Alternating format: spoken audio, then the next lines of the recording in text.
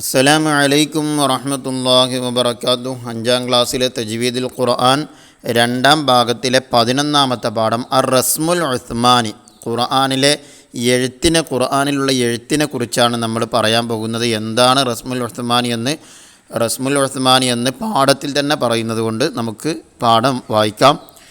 പരിശുദ്ധ ഖുർആനിൻ്റെ ഭാഷ അറബിയിലാണെങ്കിലും സാധാരണ അറബി എഴുത്തിൻ്റെ പൊതു നിയമത്തിൽ നിന്ന് വ്യത്യസ്തമായാണ് ഖുർആനിലെ പല പദങ്ങളുടെയും എഴുത്ത്. എന്താ പറഞ്ഞത്? പരിശുദ്ധ ഖുർആനിൻ്റെ ഭാഷ അറബിയിലാണെങ്കിലും ഖുർആൻ എഴുതിയിട്ടുള്ളത് അറബിയിലൊക്കെ തന്നെയാണ്. സാധാരണ അറബി എഴുതുന്നതിൻ്റെ പൊതു നിയമത്തിൽ നിന്ന് വ്യത്യസ്തമായാണ് ഖുർആനിലെ പല പദങ്ങളും എഴുതിയിട്ടുള്ളത്. സാധാരണ അറബി എഴുതുന്നത് രൂപത്തിലല്ല ഖുർആനിലെ പല പദങ്ങളും എഴുതിയിട്ടുള്ളത്, വ്യത്യാസങ്ങളുണ്ട്. ഈ എഴുത്ത് രീതിയാണ് അർ-റസ്മുൽ ഉസ്മാനി. അപ്പോൾ സാധാരണ അറബി എഴുത്തിൽ നിന്നും വ്യത്യാസമായിട്ട് എഴുതിയ രൂപത്തിനാണ് റസ്മുൽ ഉസ്മാനി എന്ന് പറയുന്നത്. ഈ രീതിക്ക് വിരുദ്ധമായ ഖുർആൻ എഴുതാൻ പാടില്ല. ഖുർആൻ റസ്മുൽ ഉസ്മാനി നിയമത്തിലല്ലാതെ എഴുതാൻ പാടില്ല. അർ-റസ്മുൽ ഉസ്മാനിയിൽ പ്രധാനമായും 6 നിയമങ്ങളാണുള്ളത്. എത്ര നിയമങ്ങളാണ്?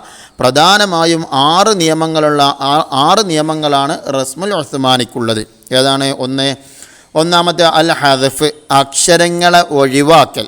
സാധാരണ അറബിയിൽ എഴുതുമ്പോൾ അക്ഷരങ്ങൾ ഉണ്ടാകും. എന്നാൽ റസ്മുൽ ഉസ്മാനിയിലേക്ക് വരുമ്പോൾ, ഖുർആൻ്റെ എഴുത്ത് രീതിയിലേക്ക് വരുമ്പോൾ അക്ഷരത്തെ ഒഴിവാക്കും. എന്താണ് അതിൻ്റെ വിശദീകരണത? ചില പദങ്ങളിൽ നിന്ന് ചില അക്ഷരങ്ങൾ ഒഴിവാക്കിയാണ് ഖുർആനിൽ എഴുതിയിട്ടുള്ളത്. ചില പദങ്ങൾ അറബിയിൽ എഴുതുന്ന സമയത്ത്, ഖിയാസിയായ അറബിയിൽ എഴുതുന്ന സമയത്ത് അക്ഷരം ഉണ്ടാകും. എന്നാൽ അത് ഖുർആനിൻ്റെ എഴുത്ത് രീതിയാകുന്ന റസ്മുൽ ഉസ്മാനിയിലേക്ക് വരുമ്പോൾ അക്ഷരങ്ങളെ ഒഴിവാക്കിയിട്ടുണ്ടാകും. ഉദാഹരണത്തിന് നോക്കുക, റസ്മുൽ ഖിയാസി സാധാരണ അറബി രീതിയാണത്. അർ-റഹ്മാനി കണ്ടില്ലേ? അർ-റഹ്മാനി എഴുതിയത് കണ്ടല്ലോ. എന്നാൽ ഖുർആനിലെ എഴുത്ത് രീതിയാകുന്ന റസ്മുൽ ഉസ്മാനിയിൽ എഴുതുമ്പോൾ എങ്ങനെ എഴുതുന്നത്? അർ-റഹ്മാനി കണ്ട, ആ അലിഫിനെ മീമിന് ശേഷം, ഖിയാസിയിൽ മീമിന് ശേഷമുള്ള ആ അലിഫിനെ എന്ത് ചെയ്തു? ഒഴിവാക്കിയിട്ടാണ് റസ്മുൽ ഉസ്മാനിയിൽ എഴുതിയിട്ടുള്ളത്. അപ്പോൾ റഹ്മാനി എന്ന് ഖുർആൻ നമ്മൾ എഴുതുന്ന സമയത്ത് ഈ റസ്മുൽ ഉസ്മാനി രീതിയിൽ മാത്രമേ എഴുതാൻ പാടുള്ളൂ, അല്ലാത്ത രീതിയിൽ എഴുതരുത്. ഇനി മറ്റൊരു ഉദാഹരണം കൊടുത്തിരിക്കുന്നത് അർ-റസ്മുൽ ഖിയാസി. സാധാരണ അറബി എഴുത്ത് എങ്ങനെയാണ്? യൽവൂന കണ്ടോ, 2 വാവുണ്ട്. ഒരു വാവിനെ നീട്ടാൻ അടുത്ത വാവ് ഇട്ട് കൊടുത്തിട്ടുണ്ട്. യൽവൂന കണ്ടില്ലേ? റസ്മുൽ ഉസ്മാനിയിലേക്ക് വരുമ്പോൾ എങ്ങനെയായ എഴുത്ത്? യൽവൂന കണ്ടോ, ഒരു വാവ് അവിടുന്ന് പോയില്ലേ, ഒരു വാവിനെ അവിടുന്ന് കളഞ്ഞു. ആ രീതിയിലാണ് എഴുതുക. അപ്പോൾ റസ്മുൽ ഉസ്മാനി എഴുതുമ്പോൾ ഈ രീതിയിൽ തന്നെ ആ പദത്തെ എഴുതാൻ പാടുള്ളൂ. അപ്പോൾ ഒന്നാമത്തെ പറഞ്ഞാൽ എന്താ? ഹദഫ്, അക്ഷരങ്ങളെ ഒഴിവാക്കൽ. റഹ്മാൻ എന്നുള്ളിടത്ത് അലിഫിനെ ഒഴിവാക്കി, യൽവൂന എന്നിടത്ത് എന്തിനെ ഒഴിവാക്കി? വാവിനെ ഒഴിവാക്കി. ഇനി രണ്ടാമത്തെ സിയാദത്ത്, അക്ഷരങ്ങളെ കൂടുതലാക്കൽ. സിയാദത്ത് പറഞ്ഞാൽ അക്ഷരങ്ങളെ കൂടുതലാക്കൽ. സാധാരണ എഴുത്തിൽ കാണാത്ത അക്ഷരങ്ങളെ ചില പദങ്ങളിൽ എഴുതിയിട്ടുണ്ട്. സാധാരണ അറബി എഴുതുന്ന സമയത്ത് അങ്ങനെ ഒരു അക്ഷരം കാണൂല. എന്നാൽ ഖുർആനിലെ റസ്മുൽ ഉസ്മാനി എഴുത്തിൽ എന്തുണ്ടാവും? അവിടെ അക്ഷരങ്ങളെ കാണുന്നുണ്ടാകും. ചില അക്ഷരങ്ങളെ ചില പദങ്ങളിൽ അങ്ങനെ എഴുതിയിട്ടുണ്ട്. ഉദാഹരണത്തിന് അൽ ഖിയാസി എന്താ കൊടുത്തിട്ടുള്ളത്? ല അദ്ബഹന്നഹു എന്നാണ് സാധാരണ അറബിയിൽ ആ രീതിയിലാണ് എഴുതുക. ഇനി റസ്മുൽ ഉസ്മാനിയിലേക്ക് നോക്കുക, ല അദ്ബഹന്നഹു. അവിടെ വായിക്കൽ ഓതൽ ഒരേ രീതിയിൽ തന്നെ, പക്ഷെ അവിടെ ഒരു അലിഫ് കണ്ടോ? ഹംസയ്ക്ക് ശേഷം ഒരു അലിഫ് വന്നിട്ടുണ്ടല്ലോ. ല അദ്ബഹൻ, ല ആ എന്നുള്ളതിൻ്റെയും ദാലിൻ്റെയും ഇടയിൽ ഒരു അലിഫ് വന്നിട്ടുണ്ട്. ഇവിടെ ഖിയാസിയിൽ നോക്കിയാൽ അങ്ങനെ ഒരു അലിഫ് കാണാൻ കഴിയില്ല. അപ്പോൾ ചില അക്ഷരങ്ങൾ എന്ത് ചെയ്യും? വർദ്ധിപ്പിക്കും. അതാണ് സിയാദത്ത്, അക്ഷരങ്ങളെ കൂടുതലാക്കൽ. സാധാരണ എഴുത്തിൽ കാണാത്ത അക്ഷരങ്ങളെ ചില പദങ്ങളിൽ എഴുതിയിട്ടുണ്ട് എന്ന് മനസ്സിലായല്ലോ. ഇവിടെ കണ്ടല്ലോ അലിഫ് കൂടി വന്നത്. ഇനി മൂന്നാമത്തെ അൽ ബദൽ, ഒരക്ഷരത്തിന് പകരം മറ്റൊന്ന് കൊണ്ടുവരൽ. ഒരക്ഷരത്തിന് പകരം മറ്റൊരക്ഷരത്തെ കൊണ്ടുവരലാണ്. ഉദാഹരണം നോക്കുക, നമ്മൾ അൽ ഖിയാസ്, സ്വലാന്ന് എഴുതിയത് കണ്ടല്ലോ, അലിഫ് ഇട്ടിട്ടാണ് അവിടെ എഴുതിയിട്ടുള്ളത്. കണ്ടോ, ലാമിന് ഒരു അലിഫ് ഇട്ടിട്ട് ഹാത്ത ഇട്ടിട്ടാണ് എഴുതിയിട്ടുള്ളത്. ഇനി അത് റസ്മുൽ ഉസ്മാനിയിലേക്ക് വരുമ്പോൾ എഴുത്ത് നോക്കുകയാണെങ്കിൽ സ്വലാന്ന് എഴുതിയിട്ടുള്ളത് കണ്ടോ, അവിടെ വാവ് ഇട്ടിട്ടാണ് അവിടെ എഴുതിയിട്ടുള്ളത്. കണ്ടോ, ഒരക്ഷരത്തിന് പകരം മറ്റൊരക്ഷരത്തെ കൊണ്ടുവരിക. ആ അലിഫിന് പകരം അവിടെ എന്താ കൊണ്ടുവന്നത്? വാവിനെയാണ് കൊണ്ടുവന്നത്. അതിനാണ് ബദൽ എന്ന് പറയുക.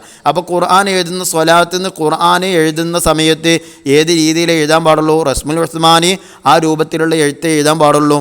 അല്ലാത്ത രീതിയിൽ എഴുതൽ എന്താണ്? പാടില്ല, അത് ഹറാമാണ്.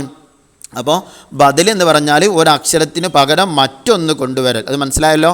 സ്വലാ എന്നത് സ്വലാത്ത് എന്ന് എഴുതിയിട്ടുള്ളത് ഖിയാസിയിൽ സാധാരണ അറബിയിലുള്ള എഴുത്ത് കണ്ടല്ലോ അലിഫിട്ടിട്ടാണ് എഴുതുന്നത്. എന്നാൽ അത് റസ്മുൽ ഉസ്മാനിയിലേക്ക് വന്നപ്പോൾ അവിടെ വാവ് കൊടുത്തിട്ടാണ്, അലിഫിന് പകരം വാവ് കൊടുത്തിട്ടാണ് എഴുതിയത്. ഇനി നാലാമത്തെ അൽ ഹംസ്. ഹംസ എന്താണത്? ഹംസിൻ്റെ വ്യത്യസ്തമായ എഴുത്ത് രീതി. അത് ഖുർആനിൻ്റെ പ്രത്യേകതയാണ്, റസ്മുൽ ഉസ്മാനിയുടെ പ്രത്യേകതയാണ്. ഹംസയുടെ വ്യത്യസ്ത രൂപത്തിലുള്ള എഴുത്ത്. ഉദാഹരണം നോക്കിയും, ഇത് അന്തറ എന്നുള്ളിടത്ത് നോക്കി ഫസ്റ്റത്തെ അലിഫിൻ്റെ അടിയിലാണ് ആ കുർസി ഇട്ടിട്ടുള്ളത്. അതിൽ തന്നെ മുകളിലിട്ടതായിട്ടും കാണാം. പിന്നെ മുഅജ്ജലൻ എന്നതിൽ വാവിൻ്റെ മുകളിലാണ് ഹംസയുടെ ആ കുർസി ഇട്ടിട്ടുള്ളത്. അതുപോലെ തന്നെ ഫിഅത്ത് എന്നുള്ളിടത്ത് യാഇൻ്റെ മുകളിലാണ് ആ ഹംസൻ്റെ കുർസി ഇട്ടിട്ടുള്ളത്. പിന്നെ സമാഅൻ അവിടെ കണ്ട ആ ഹംസൻ്റെ കുർസി മാത്രമേ ഉള്ളൂ. അതിനെക്കുറിച്ചാണ് കുർസി എന്ന് പറയുന്നത്. ആ കുർസി മാത്രമേ അവിടെ എഴുതിയിട്ടുള്ളൂ.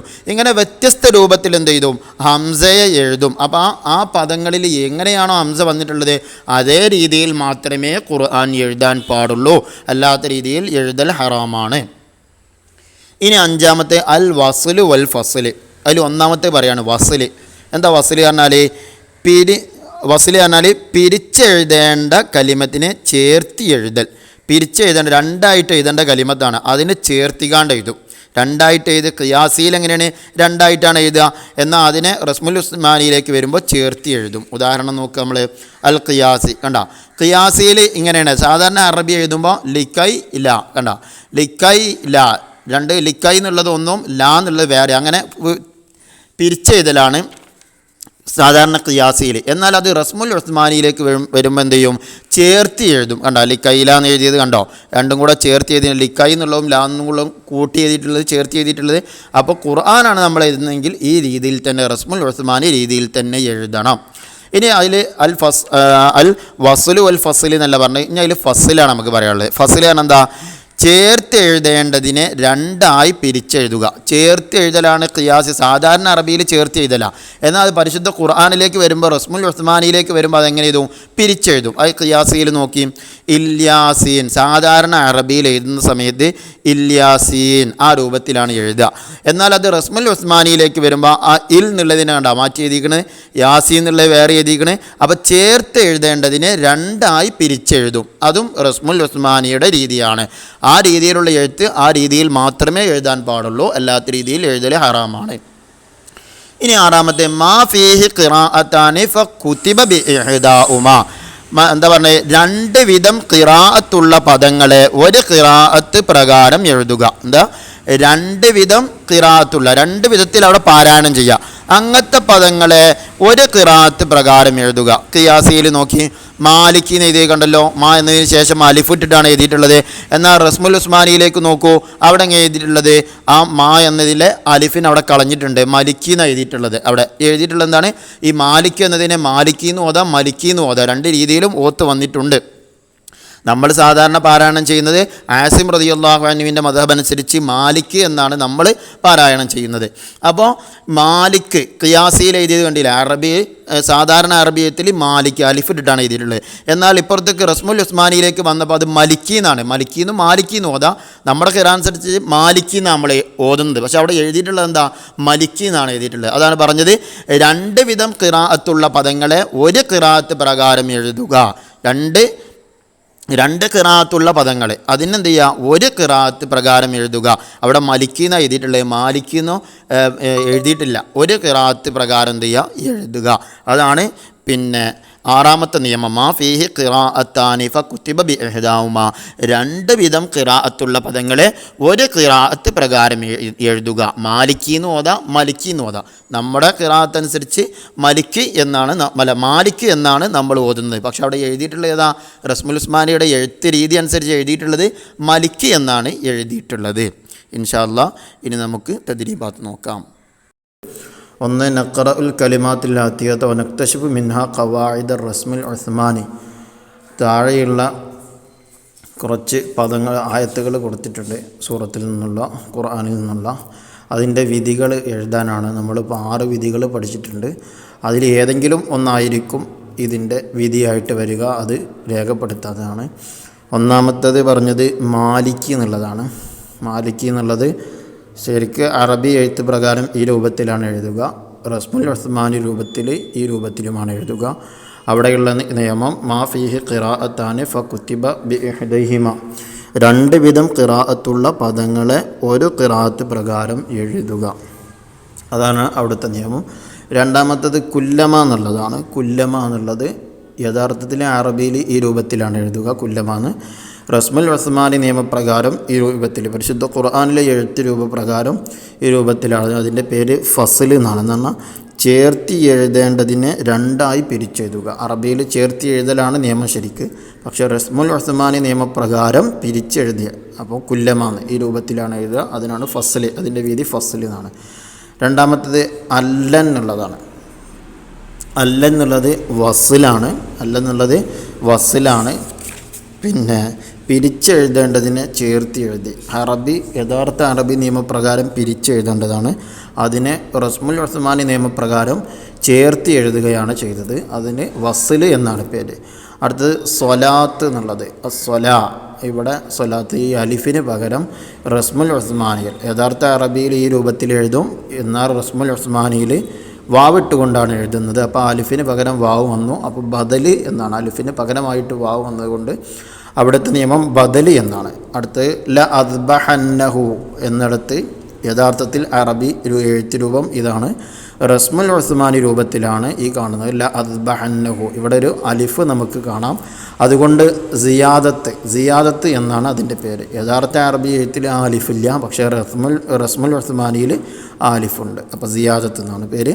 അടുത്ത് ഈലാഫിഹിം എടുത്ത് നോക്കുമ്പോൾ അവിടെ ആ അലിഫ് ഉണ്ടാകില്ല. അപ്പോൾ ഹദഫ്, ആ അലിഫിനെ കളഞ്ഞു എന്നതാണ്. അപ്പോൾ ഹദഫ് എന്നാണ് അതിൻ്റെ പേര്. അക്ഷരത്തെ കളയ. ഹദഫ് എന്താണെന്ന് നമ്മൾ ഒന്നാമത്തെ പറഞ്ഞ അക്ഷരങ്ങൾ ഒഴിവാക്കുക എന്ന് പറഞ്ഞിട്ടുണ്ട്. ഇനി അടുത്ത് യാ നൂഹു എന്ന് അറബിയിൽ ഈ രൂപത്തിൽ എഴുതും. റസ്മുൽ ഉസ്മാനി പ്രകാരം, റസ്മുൽ ഉസ്മാനിയിലെ എഴുത്ത് പ്രകാരം അലിഫിനെ കളഞ്ഞുകൊണ്ട്, അപ്പോൾ ഹദഫ് എന്നാണ് അക്ഷരത്തെ കളഞ്ഞുകൊണ്ട്.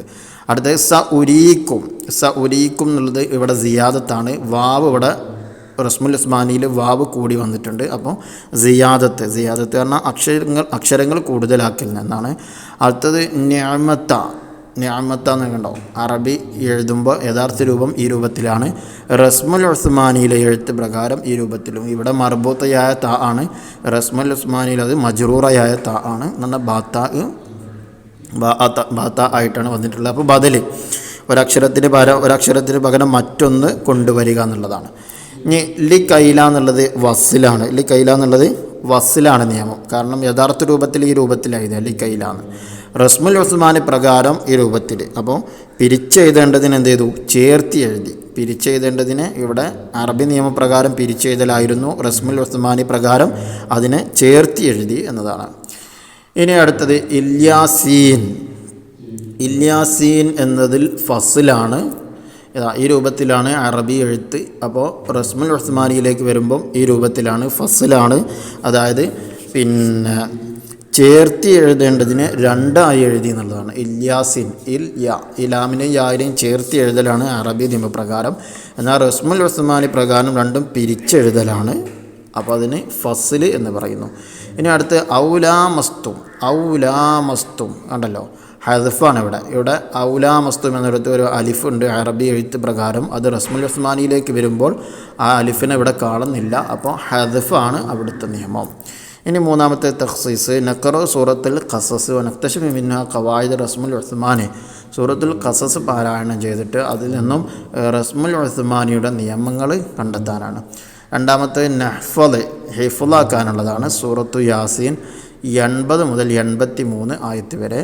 രണ്ടാമത്തെ റാത്തീബുൽ ഹദ്ദാദിലെ അല്ലാഹുമ്മ ഇന്നാ നസ്അലുക റിളാക വൽ ജന്ന വനഊദു ബിക മിൻ സഖ്തിക വന്നാർ എന്ന ആ ദിക്ർ മുതൽ സ്വലാത്ത് വരെ അവസാനം വരെ കാണാതെ പഠിക്കാനുള്ളതാണ്. ഇൻഷാ അല്ലാഹ് ഇതോടെ നമ്മുടെ പാഠത്തിൽ തദ്രീബാത്ത് കഴിഞ്ഞു. അല്ലാഹു സുബ്ഹാനഹു വ തആല ഖുർആൻ തജ്വീദ് നിയമമനുസരിച്ച് പാരായണം ചെയ്യാൻ നമുക്കെല്ലാവർക്കും തൗഫീഖ് നൽകുമാറാകട്ടെ. ആമീൻ. പൊതുപരീക്ഷയാണ് വരാൻ പോകുന്നത്. ഇൻഷാ അല്ലാഹ് കൃത്യമായിട്ട് ഓരോ പാഠങ്ങളും, രണ്ടാം ഭാഗം തജ്വീദ് എന്ന് പറയുന്നത് വളരെ സിമ്പിളായിട്ട് പഠിക്കാൻ പറ്റുന്ന സംഗതിയാണ്. തർക്കീഖ് റാവ് മുതൽ ഇങ്ങോട്ട് തുടങ്ങുകയാണ്. അപ്പോൾ വളരെ സിമ്പിളായിട്ട് തന്നെ നമുക്ക് കാര്യങ്ങൾ മനസ്സിലാക്കാൻ കഴിയും. ഇൻഷാ അല്ലാഹ് മനസ്സിലാവാത്ത കുട്ടികളുണ്ടെങ്കിൽ നമ്മുടെ യൂട്യൂബ് ചാനലിലെ ക്ലാസ്സുകൾ പിന്നെ കേട്ടാൽ തന്നെ ക്ലാസ്സുകളൊക്കെ ഏകദേശം മനസ്സിലാകും. അള്ളാഹു സുബ്ഹാനഹു വ തആല നല്ല ഹിഫ്ളും ഓർമ്മ ശക്തിയും നൽകുമാറാകട്ടെ. ആമീൻ. അസ്സലാമു അലൈക്കും വറഹ്മത്തുള്ളാഹി വബറകാതുഹു.